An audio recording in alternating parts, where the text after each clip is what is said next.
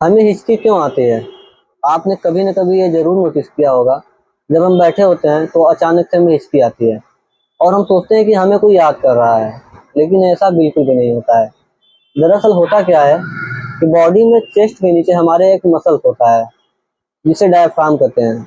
जब यह डायफ्राम सिकुड़ता है, तो अचानक से हवा बॉडी के अंदर जाती है, जिससे हिचकी की आवाज़ आती है। यही रीज़न है कि हमें हिचकी आती है।